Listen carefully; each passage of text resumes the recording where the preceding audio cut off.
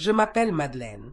J'ai 60 ans, et depuis la mort de mon mari, ma vie s'est resserrée comme une maison dont on ferme les pièces une à une. Je vis seule, dans une demeure modeste au volet bleu, avec un petit jardin qui me tient lieu de refuge. Les soirs, j'y bois du thé en regardant les rosiers, écoutant le vent se perdre entre les haies. Ma fille, Sophie, est mon unique enfant. Elle a 30 ans, belle, ambitieuse, pleine de projets. Quand elle a épousé Julien, je me suis rassurée. Il semblait sérieux, généreux, attentif. Un homme qui saurait prendre soin d'elle. Mais la vie a ses ironies cruelles. Ce n'est pas Sophie qui trouva en lui une oreille attentive, mais moi. Tout commença presque par hasard. Un soir, Sophie resta tard au travail. Julien, en rentrant, passa chez moi. Il m'apporta du pain et un paquet de thé parfumé. J'ouvris la porte, surprise, et l'invitai à entrer. Nous bûmes une tasse ensemble dans la petite véranda donnant sur le jardin. Il parla de sa journée, de ses inquiétudes, et moi, j'écoutais. Nous rîmes de quelques anecdotes, et quand il partit, je ressentis un léger vide. La semaine suivante, il revint, puis encore une autre fois. Bientôt, cela devint une habitude silencieuse. Le soir, quand Sophie s'attardait, Julien venait frapper à ma porte. Nous partagions un thé, parfois une tarte, parfois rien d'autre qu'un long silence confortable. Nous parlions de voyages, de livres, de musique. Il avait ce regard attentif qui réchauffait mon cœur fatigué. Un jour, il proposa « Madeleine, si vous voulez, je peux vous conduire au marché samedi. Les paniers sont lourds, et vous n'avez pas à vous fatiguer seul. » J'acceptai. Le samedi suivant, nous partîmes ensemble. La voiture roulait lentement à travers la campagne. Nous parlions de tout et de rien, mais l'air était différent. Dans la foule du marché, il portait mes sacs, plaisantait avec les marchands. Je me surpris à sourire plus qu'à mon habitude. À partir de là, il y eut les marchés du samedi, les promenades dans le jardin, l'été du soir. De petits rituels qui devinrent notre secret. Je savais que c'était dangereux, mais je me sentais à nouveau vivante. Un soir d'été, alors que la lumière du crépuscule baignait la véranda, nos mains se frôlèrent sur la table. J'aurais dû retirer la mienne, mais je la laissai, et il referma doucement ses doigts sur les miens. Ce simple geste fit trembler tout mon corps. Je le regardai, bouleversé. Dans ses yeux, il y avait une tendresse que je n'avais plus connue depuis des décennies. Je compris ce soir-là que nous venions de franchir une frontière. Rien ne serait plus comme avant. Et pourtant, je ne pouvais pas l'arrêter. Les jours s'étiraient dans une routine qui n'en était plus une. Sophie partait tôt, revenait tard, absorbée par son travail et ses ambitions.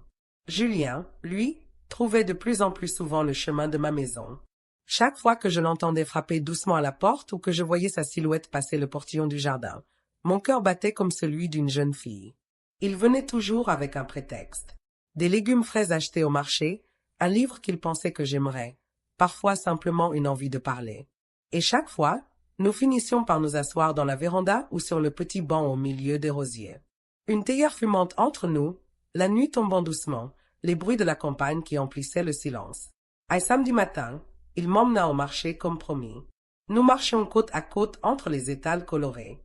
Il portait mes sacs, discutait avec les commerçants, plaisantait d'une manière simple qui faisait sourire tout le monde. Je sentais les regards des autres femmes se poser sur lui, admirant sa jeunesse, sa vitalité. Et moi, à ses côtés, je me surprenais à me redresser, à marcher plus lentement pour prolonger l'instant. Sur le chemin du retour, la voiture remplie de paniers, il mit une musique douce. Nous ne parlions presque pas, mais je sentais entre nous un fil invisible, un accord tacite. Un soir d'été, la chaleur était lourde, et nous avions ouvert toutes les fenêtres. Nous étions dans le salon, une lampe à abat-jour diffusant une lumière dorée. Nous parlions de voyages que je n'avais jamais faits, de villes qu'il rêvait de voir. Puis il se tut un instant et me regarda avec gravité. « Madeleine, je n'ai jamais connu un tel apaisement qu'avec vous. Avec vous, je me sens vue. » Je voulus répondre, mais aucun mot ne vint. Je sentis mes yeux se remplir de larmes. Alors, il posa doucement sa main sur la mienne. Je restai figé, mais je ne retirai pas mes doigts. Le silence se fit lourd, vibrant. Puis, comme guidé par une force plus grande que nous, il se pencha vers moi. Ses lèvres effleurèrent les miennes, d'abord à peine, comme une question. J'aurais dû me reculer. Mais au lieu de cela, je fermai les yeux et accueillis ce baiser. Ce fut tendre, timide, chargé d'une émotion que je croyais oublier. Quand il s'éloigna enfin, je tremblais. « Julien, nous ne devons pas. » Il murmura. « Je sais, mais je ne peux plus l'empêcher. » Cette nuit-là, je restai longtemps éveillé. Le goût de ses lèvres me hantait, sa voix résonnait dans ma tête. J'étais partagé entre la honte et une joie déchirante. Je savais que nous venions de franchir une ligne interdite. Et pourtant, dans le secret de mon cœur, je ne regrettais rien. À partir de ce soir-là, nos rencontres se changèrent. Dans le jardin, nos mains se cherchaient, nos regards se retenaient un instant de trop. Au marché du samedi, chaque geste, chaque sourire était chargé d'une tendresse nouvelle. Le monde autour de nous continuait, ignorant tout. Mais nous vivions un printemps interdit qui allait durer plus qu'une saison. L'été s'était avancé, et notre relation avait pris une dimension nouvelle. Tout semblait à la fois plus simple et plus dangereux. Chaque samedi, nos visites au marché devenaient un rituel secret. Julien prenait toujours soin de choisir pour moi les plus beaux fruits, les bouquets de fleurs les plus colorés. Nous rentrions ensuite par les petites routes de campagne, laissant parfois la radio en sourdine, parfois en silence, mais avec cette intensité dans l'air qui disait tout. Je commençais à craindre ces moments autant que je les attendais. Je savais que si quelqu'un nous voyait marcher trop près l'un de l'autre, s'il remarquait nos regards, les rumeurs ne tarderaient pas. Mais dans le même temps, je me sentais rajeunir à ses côtés, comme si une part de ma jeunesse refleurissait. Un soir, nous étions assis sur le banc du jardin, le parfum des roses montant dans l'air chaud. Julien me prit la main avec une assurance nouvelle. « Madeleine, je n'arrive plus à faire semblant avec Sophie. » Je lui souris. Je joue mon rôle, mais mon cœur n'est pas là. Mon cœur est ici. Ces mots me transpercèrent. J'eus envie de le supplier d'arrêter, de se taire. Mais je savais que je pensais la même chose. Depuis des semaines, ma vie avait retrouvé un souffle. Je ne me sentais plus invisible, plus inutile. Mais à quel prix? Il se pencha vers moi et m'embrassa, plus profondément cette fois. Je répondis à son élan, incapable de résister.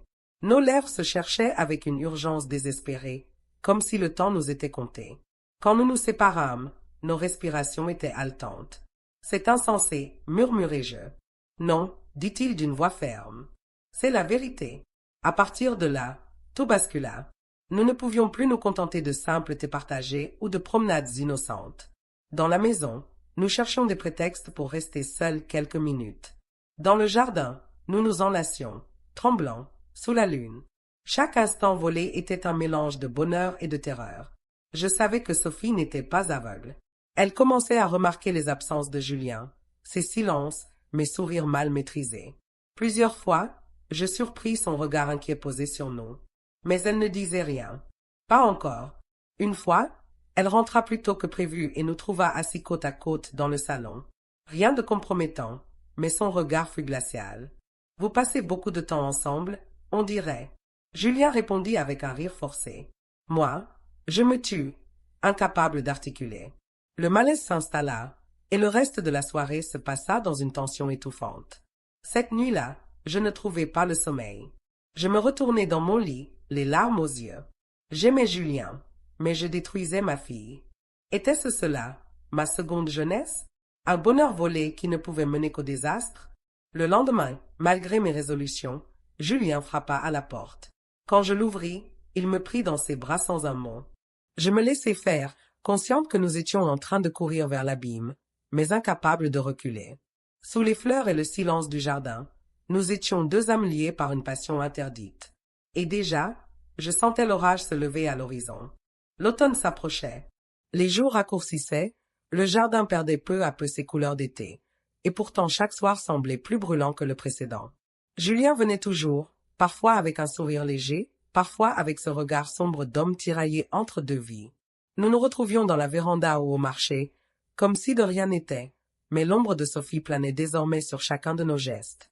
Un soir, alors que nous revenions d'une promenade, elle nous attendait déjà dans la cuisine. Son regard glissa de lui à moi, et je compris aussitôt. Elle avait deviné quelque chose. « Vous étiez encore ensemble ?» demanda-t-elle, la voix posée mais glaciale. « Nous étions au marché », répondit Julien trop vite. Je me sentis rougir comme une adolescente prise en faute. Sophie ne dit plus rien, mais je surpris son regard pesant sur nous, un regard qui cherchait la faille. Les jours suivants furent lourds, étouffants. Je ne pouvais plus ignorer la vérité. ma fille nous observait. Un soir, alors que je préparais du thé, elle entra dans la véranda. « Maman, tu as changé, dit-elle doucement. Tu sembles différente, plus vivante. » Ces mots, pourtant simples, me transpercèrent. Elle ne comprenait pas encore, mais elle pressentait. Et moi, je n'avais pas la force de nier. Julien, de son côté, devenait plus imprudent. Il cherchait ma main même quand Sophie était dans la maison. Un soir, dans le jardin, il m'attira contre lui et m'embrassa à la hâte, croyant que nous étions seuls. Mais une ombre passa derrière la fenêtre. Le souffle de Sophie. J'en étais certaine. Cette nuit-là, je ne dormis pas. J'entendis les pas de ma fille dans le couloir, sa respiration retenue. Elle savait, peut-être pas tout, mais assez pour que le doute la ronge. Le lendemain matin, elle fut froide, distante. Julien tenta de lui parler, mais elle l'interrompit sèchement. Moi, je n'osais plus croiser ses yeux. Dans l'après-midi, il revint. Je voulais le repousser, lui dire que tout était fini, qu'il fallait sauver ce qui pouvait l'être encore. Mais dès qu'il franchit la porte, il me prit la main et je faiblis. « Madeleine, je t'aime. Peu importe ce qu'elle pense, peu importe ce qu'il arrivera. Je ne peux pas te quitter. » Ces mots, à la fois doux et terribles, me condamnèrent.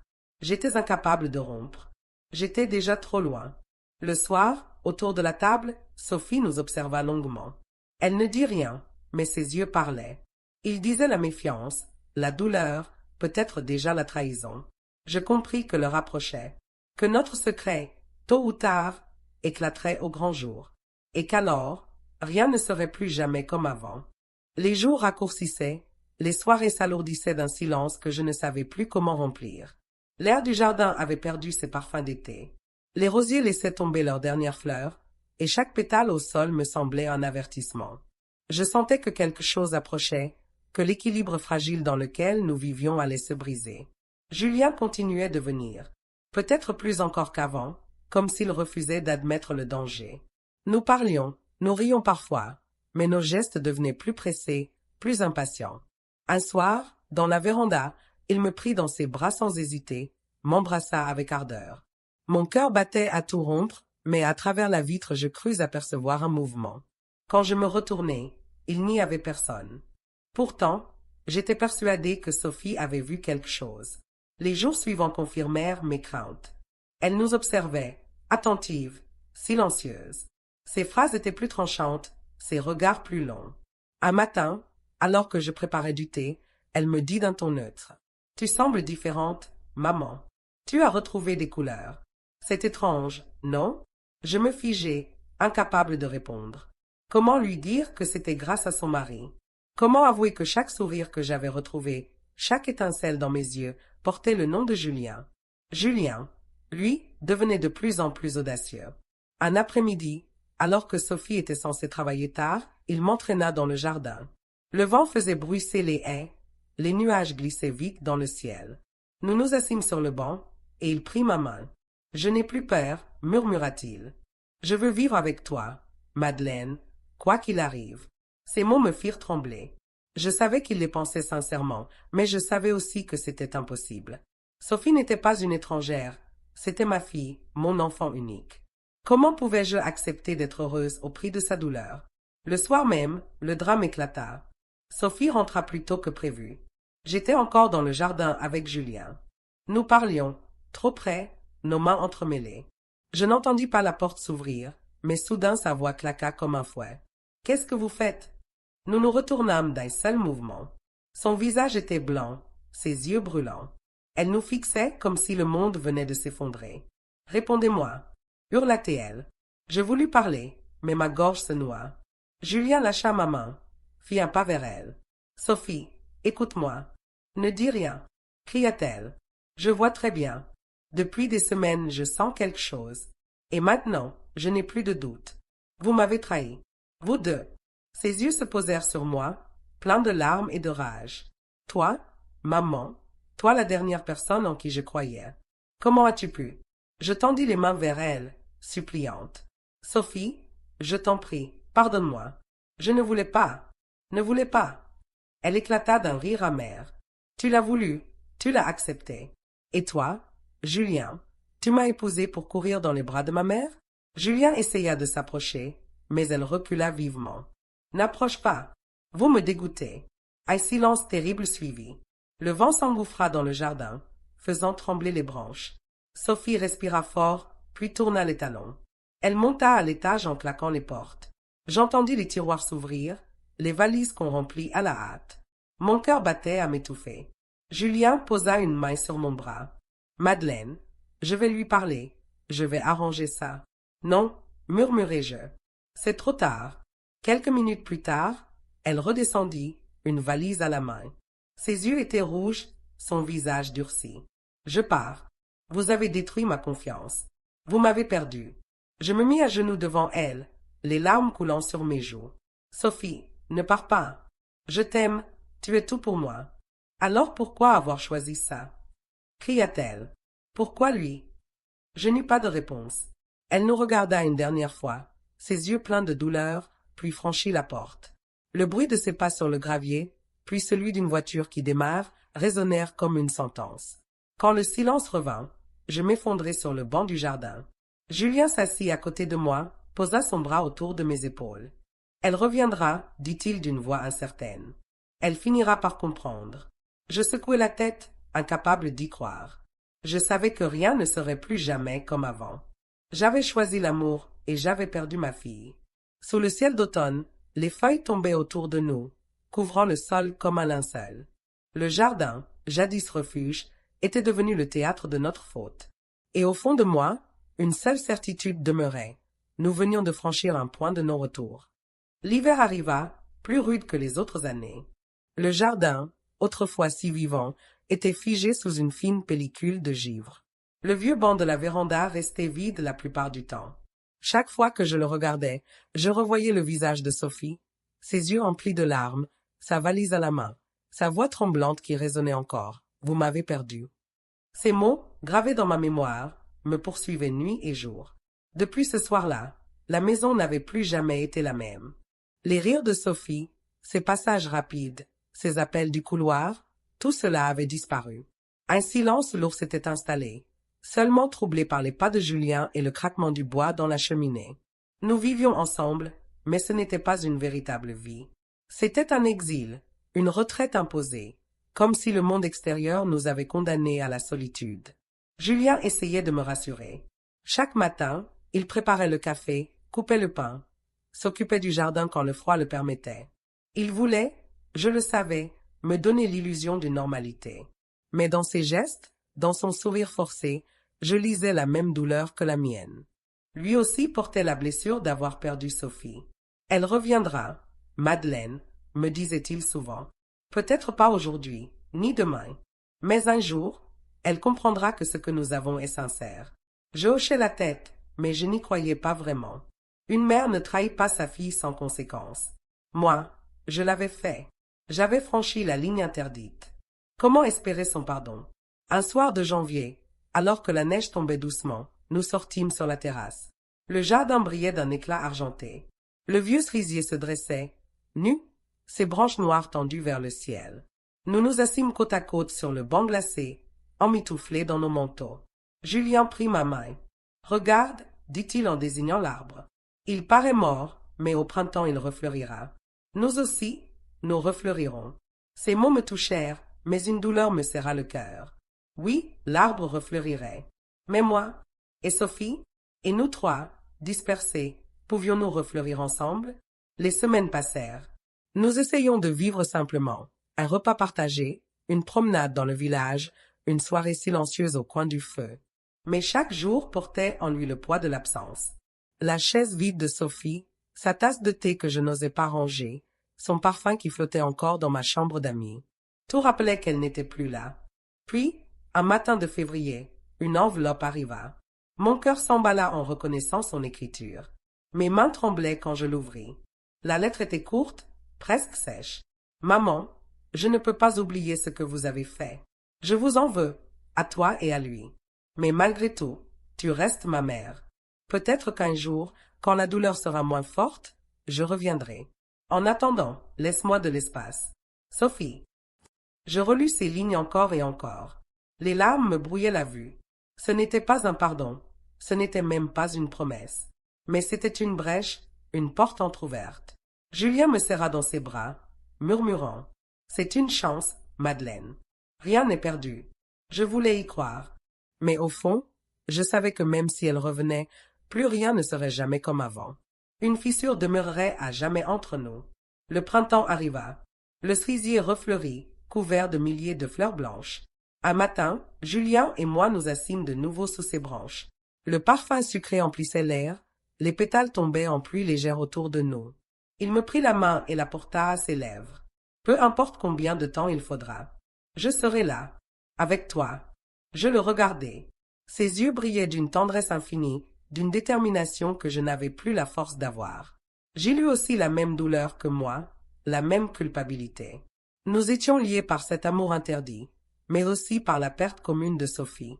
Je fermai les yeux et je murmurai: « Alors restons, jusqu'à ce que la vie décide pour nous. » Nous restâmes ainsi, silencieux, le bruit du vent dans les branches comme une prière. Je savais que nous ne connaîtrions plus jamais la paix, que chaque jour serait marqué par l'absence.